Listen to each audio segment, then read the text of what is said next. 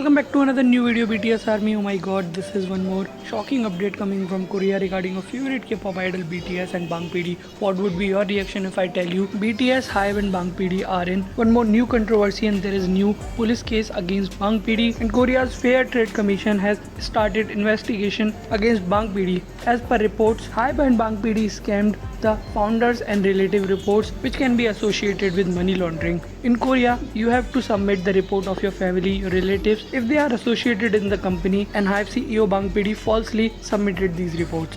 अगर Indian BTS army आप लोगों को हिंदी में बताऊं तो BTS के सर से और बांग पीढ़ी के सर से मुसीबत कम होने का नाम नहीं ले रही। अभी पिछले सारे केसेस खत्म नहीं हुए थे कि BTS और बांग पीढ़ी के सर पर एक और नई कंट्रोवर्सी, एक और नया पुलिस केस आ गया है जिसकी इन्वेस्टिगेशन आज स्टार्ट हो गई है। अभी 1 घंटे पहले ही इस न्यूज़ के बाद कोरिया में हलचल आ गई जब पता चला कि कोरिया की एक गवर्नमेंट बॉडी जिसका नाम फेयर ट्रेड कमीशन है उसने बिगिट को हाइब को एक नोटिस भेजा है जिसके ज़रिए उन्होंने ये क्लेम किया है कि बांग पीढ़ी ने अपनी कंपनी की डिटेल्स, अपनी फैमिली की डिटेल, रिलेटिव्स की डिटेल्स गलत सबमिट की हैं। उनके अंदर झोल झाल है जिसका सीधा सीधा मतलब मनी लॉन्ड्रिंग या फिर किसी बड़े स्कैम से हो सकता है। और रिपोर्ट्स की माने तो फेयर ट्रेड कमीशन ने ऑलरेडी इन्वेस्टिगेशन स्टार्ट भी कर दी है। और रही बात BTS की तो इसीलिए उनका नाम आ रहा है क्योंकि BTS बिगिट से बांग पीढ़ी से बहुत लंबे टाइम से जुड़े हुए हैं। तो फैंस को डर है कहीं BTS मेंबर्स का नाम भी इस केस में ना आ जाए और उनके खिलाफ भी इन्वेस्टिगेशन ना हो, क्योंकि अभी तक चार्ट मैनिपुलेशन वाला केस इन्वेस्टिगेट हो रहा है और अभी नया केस फैंस के लिए किसी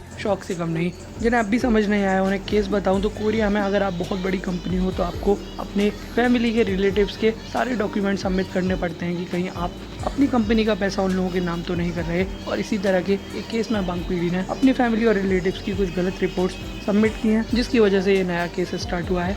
अब देखने हैं सच में बांग पीढ़ी ने कुछ झोल झाल किया है नहीं या फिर ये सिर्फ फॉल्स एलिगेशन है, ये तो टाइम बताएगा। लेकिन तब तक आप लोगों को इसे लेकर क्या लगता है अपनी अपनी राय कमेंट सेक्शन में ज़रूर बताना।